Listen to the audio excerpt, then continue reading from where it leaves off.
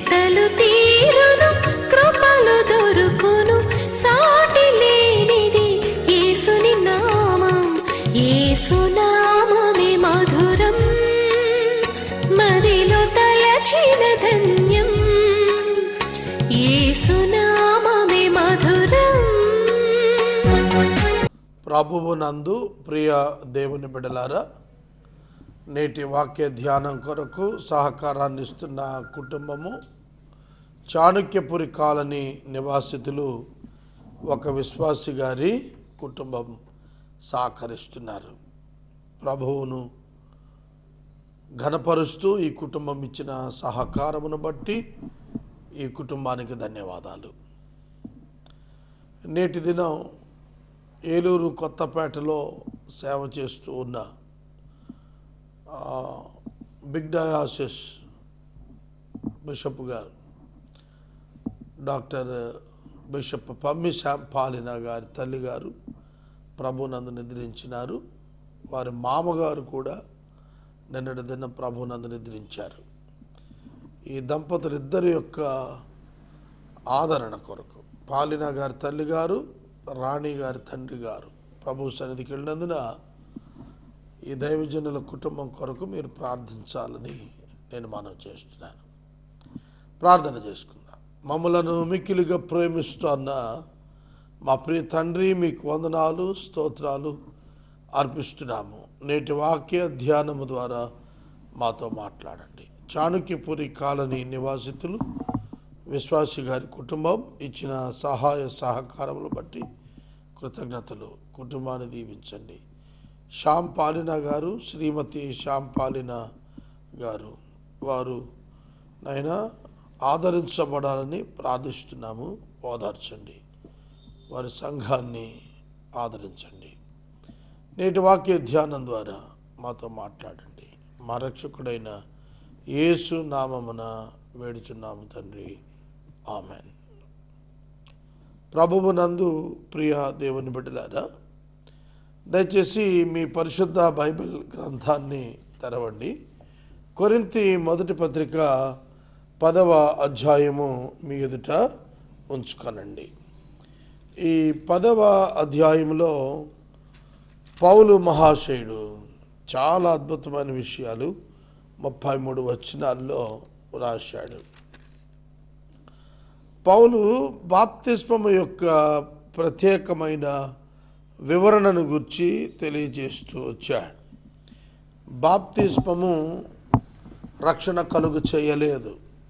రక్షణ యేసుక్రీస్తునందలి విశ్వాసము మూలముగా సంభవించేటువంటిది. రక్షణ విశ్వాస సంబంధమైనది. కృప వలన అనుగ్రహించబడు ఉచిత కృపావరము.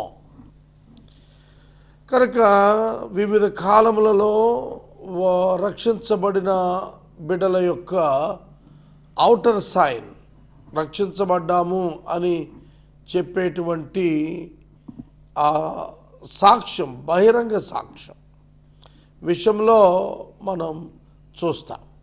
ఔటర్ సైన్, బాహ్య సాక్ష్యం ఏమిటంటే బ్యాప్టిజం.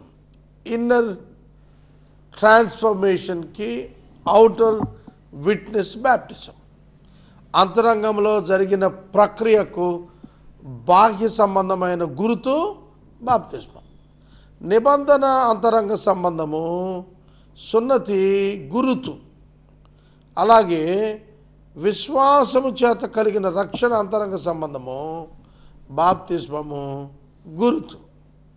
కనుక వివిధ కాలంలో ఏ విధముగా బాప్తిస్మం ఉన్నదో చెబుతూ, సహోదరులారా, ఈ సంగతి మీకు తెలియకుండా ఉండటం నాకు ఇష్టం లేదు. అదేమిటంటే, మన పితరులందరూ మేఘము కింద ఉండిరి, వారందరూ సముద్రంలో నడిచిపోయిరి, వారందరూ మోషేను బట్టి మేఘములోను సముద్రంలోను బాప్తిస్మము పొందిరి. Delivered from Egypt, sinful, symbolic of sinful status.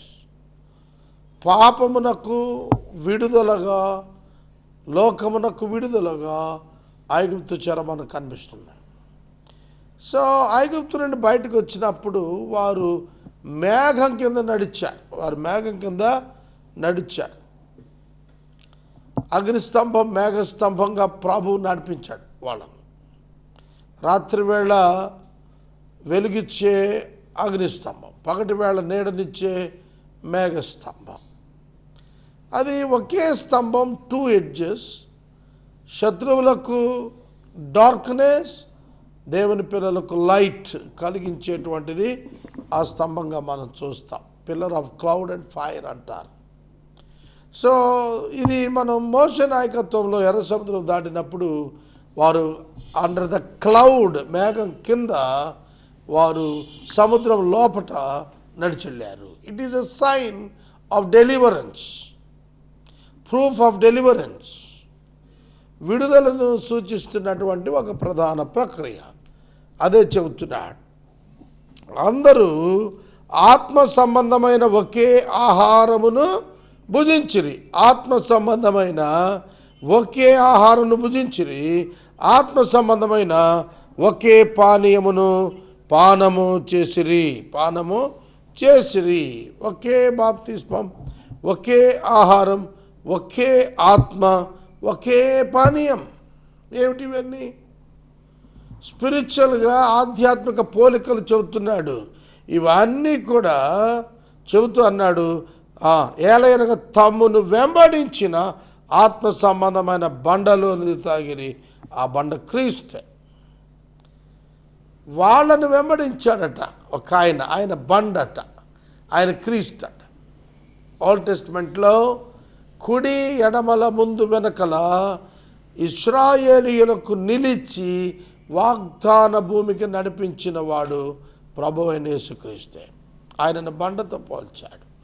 ఆ మోసే బండ బద్దలు కొట్టినప్పుడు దాని నుండి నీరు ప్రవహించి అందరి యొక్క దాహం తీర్చబడింది. అలాగే క్రీస్తు నందు ప్రతి మానవుని యొక్క ఆధ్యాత్మిక దప్పిక, ఆకలి తీర్చబడుతుంది అనే సందేశం ఇవ్వటానికి రాశాడు. అయితే వారిలో ఎక్కువ మంది దేవునికి ఇష్టలుగా ఉండక పోయిరు కనుక అరణ్యములో సంహరింపబడిరి. Physical death will come for the people who continues in sin even after their experience of salvation. రక్షించబడినటువంటి వారు పాపాన్ని విడిచిపెట్టక కొనసాగుతున్నప్పుడు ప్రభువు రక్షణ తొలగించడు కానీ భౌతిక మరణాన్ని ఇస్తాడు. అదే ఇక్కడ మనకు చెప్పబడింది. జనులు వారు ఆశించిన ప్రకారము మనము చెడ్డవాటిని ఆశించకుండానట్లు ఈ సంగతుల వరకు దృష్టాంతములుగా ఉన్నవి. ఈ సంగతులు ఏ సంగతులు? ఓల్డ్ టెస్టిమెంట్లో ఇశ్రాయేలు చరిత్ర, న్యూ టెస్టిమెంట్లో బిలీవర్స్కి దృష్టాంతములు, examples. Now these things took place as examples for us, that we might not desire evil as they did. వాళ్ళు చెడు చేసి చెడు ఆశించిన రీతిగా మనము ఉండకుండానట్లు మనకు ఇవి ఎగ్జాంపుల్స్గా, దృష్టాంతములుగా అనగా ఉదాహరణలుగా ఉన్నవి. The stories of the old testament, పాత నిబంధనలో ఉన్నటువంటి చరిత్ర అంశాలు క్రొత్త నిబంధనలోని భక్తులకు హెచ్చరికలుగా ఉన్నవి, బుద్ధి చెప్పినవిగా ఉన్నవి, నేర్పించినవిగా ఉన్నవి, మాదిరికరమైనవిగా ఉన్నవి. జనులు తినుటకు త్రాగుటకు కూర్చుండి ఆడుటకు లేచారని వ్రాయబడినట్లు వారిలో కొందరి వల్ల మీరు విగ్రహారాధికులై ఉండకండి. మోషే 40 దినములు సినాయి పర్వతం మీదకి వెళ్ళి అక్కడ దేవునితో ఉండిపోయాడు. ఆ 40 రోజుల్లో అహరోనుతో పాటుగా ఉన్నటువంటి ఇశ్రాయేలు జనాంగ పెద్దలు అహరోను యొద్దకు వచ్చి గొడవ చేశారు. మోషే ఏమాయనో మాకు తెలియదు కనుక మాకు కూడా ఒక దేవుడు కావాలా, ఐగుప్తు విగ్రహముల వలె మాకు ఒక విగ్రహమును చేయమనగా అహరోను వారి యొద్ద బంగారము తీసుకొని పోకరతో చెక్కి దానిని ఒక దూడగా చేశాడు. ఇజ్రాయెల్ దేశంలో మనం ట్రావెల్ చేస్తున్నప్పుడు మార్గంలో మనకు కనిపిస్తుంది ఒక పర్వతం మీద ఈ దూడ బొమ్మ వేసి ఉంటుంది. ఆ స్థలములోనే సినాయి పర్వతం దిగువ ప్రాంతంలో ఆ స్థలములోనే ఈ ప్రజలు తినుటకు, త్రాగుటకు, ఆడుటకు, నాట్యమాడుటకు లేచిన స్థలముగా దానిని భావిస్తారు. మోషే దిగి వచ్చినప్పుడు పాళెములో భయంకరమైనటువంటి అక్రమం జరుగుతున్నది. ప్రజలు నీవే మమ్ములను ఐగుప్తు నుంచి విమోచించినటువంటి వాడవని ఒక బంగారు దూడకు సాగిలబడుతున్నారు. అదే సినాయి పర్వతం మీద దేవుడు చెప్పాడు, నేను తప్ప వేరొక దేవుడు మీకు ఉండకూడదు. పైనున్న ఆకాశం ఉంది కానీ, క్రిందున్న భూమి కానీ, భూమి కిందున్న దాన్ని దేని ఎందుకు ఏ రూపమును మీరు దేవునిగా చేసుకొనకూడదు, వాటి సాగిలపడకూడదు, పూజించకూడదు, ఆరాధించకూడదు ప్రభు చెప్పాడు. కానీ వీళ్ళు అదే చేస్తున్నారు. ప్రభు చెప్పిన దానికి భిన్నంగా చేయటమే కదా మనుషులు చేసే ప్రక్రియ, అదే కొనసాగించారు. అందుకే ప్రభు అంటున్నాడు, జనులు తింటాకి త్రాగటాకి లేచారు, కూర్చున్నారు, ఆడుతున్నారు. అలా మీరుండద్దు, అలా మీరుండద్దు. When you are not able to listen the voice of God, you should not go back for idolatry. విగ్రహారాధన వైపు వెళ్ళిపోవద్దు, వ్యభిచారం వైపు వెళ్ళిపోవద్దు. ప్రభు నిన్ను పిలిచాడని ఎందుకు గ్రహించడంలో వైఫల్యం చెందవద్దని పౌలు నేర్పిస్తున్నాడు. మరియు మనము వారి వలె వ్యభిచారింపక ముందుము వారిలో కొందరు వ్యభిచరించిన దినమున ఒక్క దినమున 23,000 మంది కూలిపోయారు. ఇక్కడ 9వ అధ్యాయంలో మనము ప్రభువును శోధింపక ముందుము వారిలో కొందరు శోధించి సర్పముల వలన నశించిరి, మీరు సనగకండి, మీలో కొందరు సణిగి సంహారకుని చేత నశించిపోయారు. ఈ సంగతులు దృష్టాంతములుగా మన కొరకు నియమించబడి ఉన్నవని వ్రాయబడిను, బుద్ధి కలుగుటకై వ్రాయబడిను. యుగాంతమందున్న మనకు బుద్ధి కలుగుటకు ఇవి రాయబడ్డాయి. ఈ సంగతులు ఉదాహరణలుగా వారికి సంభవించి మనము హెచ్చరిక పొందినట్లుగా మన కొరకు వ్రాయబడిను. కనుక ప్రభువును శోధింపక ముందుము, వ్యభిచరింపక ముందుము, విగ్రహారాధన చేయక ముందుము, శోధింపక ముందుము, సణుగక ముందుము. ఎన్నో హెచ్చరికలు పౌలు గారు కొరింథీ సంఘానికి చెబుతున్నాడు. సణుక్కోవద్దు, దేవుని సణుక్కోవద్దు. ఈ మధ్యన దేవునితో నేను మాట్లాడుతున్నప్పుడు ప్రార్థనలో నా ప్రక్కన ఒక బిషప్ గారు ఉన్నాడు. ఆయన అన్నాడు, సాగర్ గారు ఆయాసపడకండి దేవుడి మీద, వాగ్దానాలు ఎత్తి నేను ప్రార్థన చేస్తున్నాను. నా ప్రక్కన సోదరుడు గట్టిగా అడుగుతున్నాను, నేను ప్రభు నాకు ఇది ఎందుకు ఇవ్వను, పెరుగులాడుతున్నాను. అయ్యా దేవుని శోధించద్దు అయ్యా అంటున్నాడు. ప్రియమైన సహోదరుడు సహోదరి, ఎందుకు ఒక దైవజనుడిగా నాతో మాట అన్నాడంటే ఆయన దృష్టాంతములు ఉన్నవి. వాస్తవానికి నేను ప్రభువుని శోధించలేదు, కానీ వాగ్దానములు ఎత్తి ప్రార్థిస్తూ వచ్చాను. ప్రభువా ఈ వాగ్దానం చొప్పున ఈ యేసుక్రీస్తునందు ఇది నాకు అనుగ్రహించు అని. సహోదరుడా సహోదరి, మనకు యుగాంతమందున మనకు బుద్ధి కలగాలి. The experiences of our forefathers, the spiritual experiences of our ancestors must give us the warning not to do the sin, not to commit the sin. పాపము చేయకుండానట్లుగా మనకు ఒక దృష్టాంతరము కావాలి, ఒక దృష్టాంతరము కావాలి. ఇది మనం తెలుసుకోవాల్సిందిగా ఉన్నది. తర్వాత సాధారణంగా మనుషులు కలుగు శోధన తప్ప మరేది మీకు సంభవింపలేదు. పౌలు చాలా క్లియర్గా చెప్పేస్తున్నాడు. Therefore let anyone who thinks that he stands Therefore let anyone who thinks that he stands take heed lest he fall.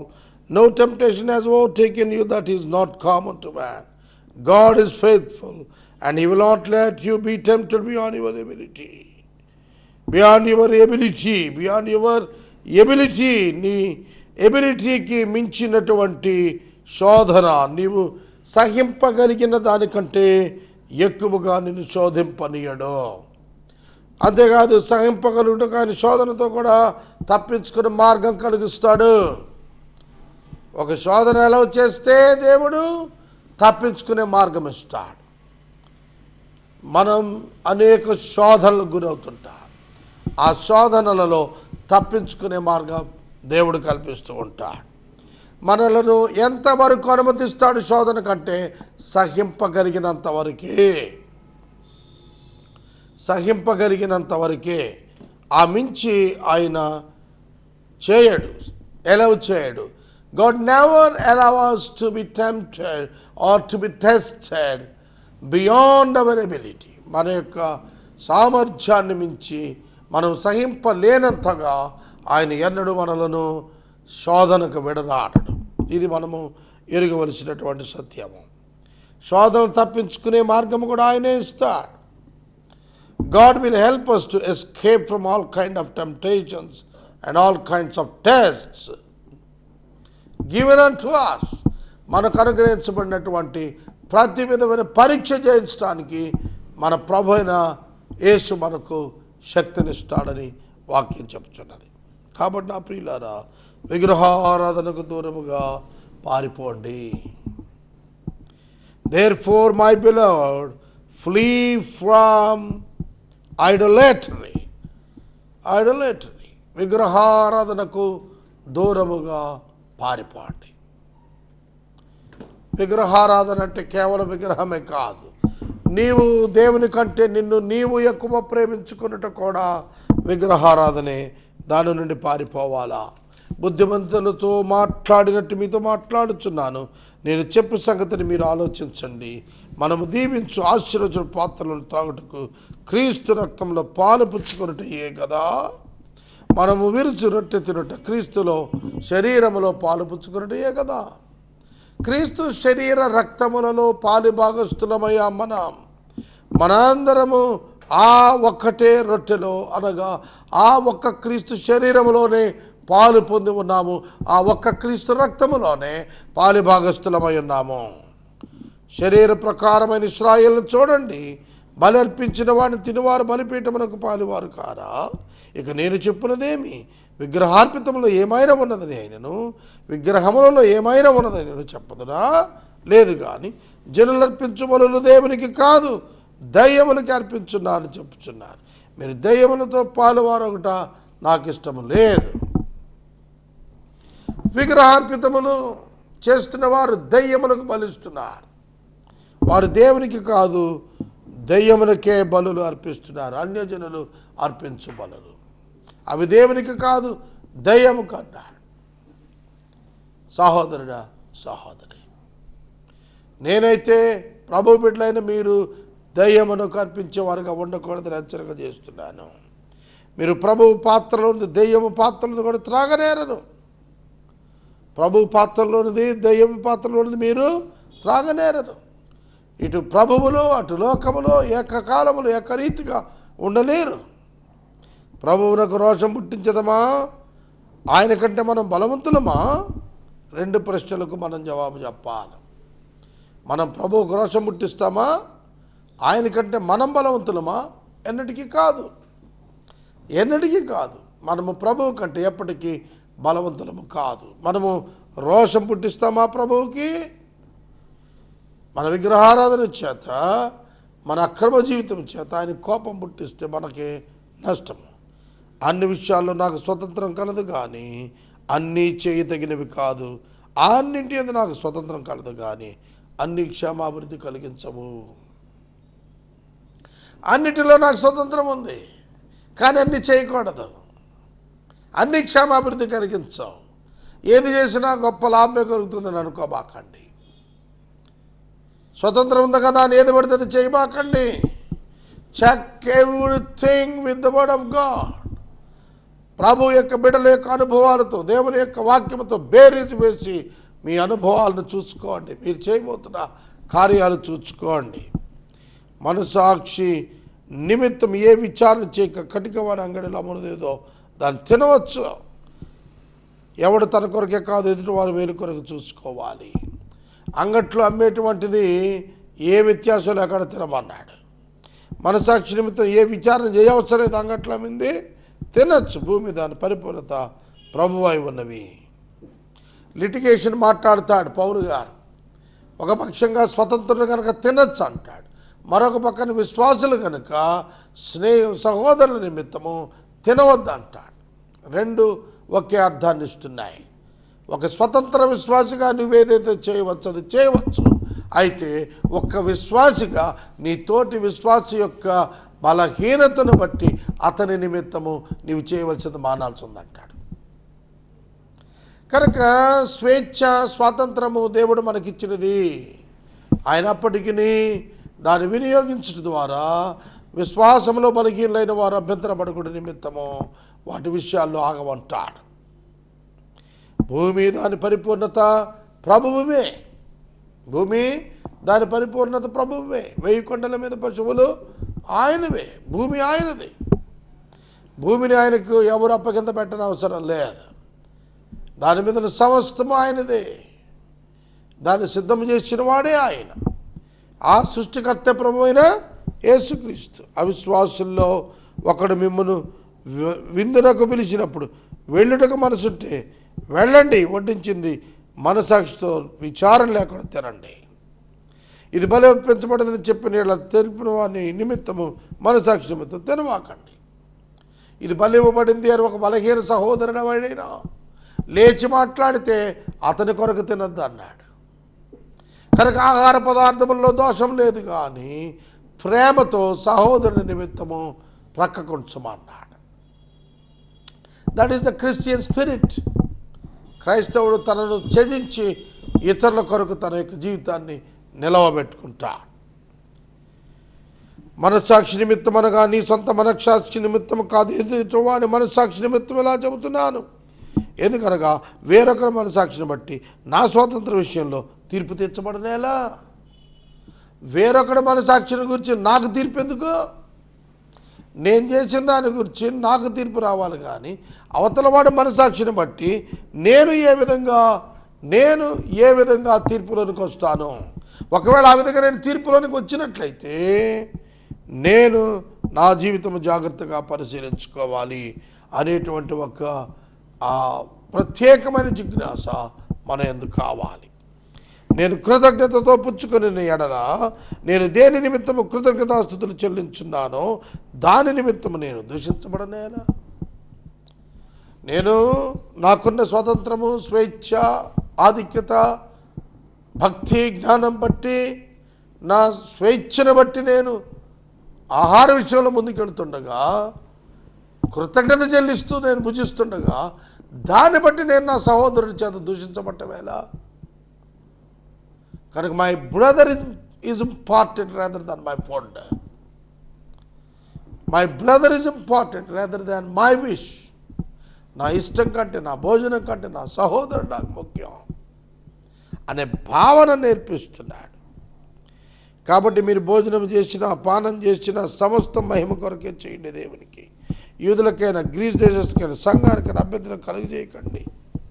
ఇలాగ నేను కూడా స్వప్రయోజనం కోరక అనేకలు రక్షించబడాలని వారి ప్రయోజనమును కోరుచు అందరినీ సంతోషపెడుతున్నాను. నా స్వప్రయోజనం కోరుకోలేదు, కానీ ఇతరులను సంతోషపెట్టాలని వారి కొరకు దాసుడిగా మారి వారి ప్రయోజనం కోసం నేను పనిచేస్తున్నాను. This is Christianity. మన ఇష్ట ప్రకారం మనం బతకటం గొప్ప కాదు.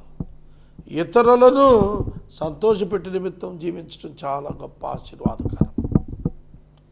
ఈ అధ్యాయం ముగించుకున్నాం. దీని మీద మరొక వ్యాఖ్యానం రేపటి దినం వింటాం. ప్రార్థన. నేటి వాక్య ధ్యానానికి సహకారం ఇచ్చిన కుటుంబము చాణక్యపురి కాలనీ నివాసితులైన ఒక విశ్వాసి గారి కుటుంబం. దేవుడి కుటుంబాన్ని దీవించును గాక. ప్రార్థన. మమ్మల్ని మిక్కిలికి ప్రేమిస్తాను మా తండ్రి, వందనాలు, స్తోత్రాలు. వాక్యము ద్వారా మాతో మాట్లాడేందుకు కృతజ్ఞతలు. మా ప్రేక్షకులను ఆశీర్వదించండి. చాణక్యపురి కాలనీ నివాసిత విశ్వాస కుటుంబాన్ని ఆశీర్వదించండి. యేసునామమున వేడుచున్నాం తండ్రి, ఆమేన్. తండ్రి అయిన దేవుని ప్రేమ, కుమారుని యేసయ్య కృప, పరిశుద్ధాత్మని అన్యోన్య సహవాసం సదా మనకు తోడై ఉండును గాక. ఆమేన్.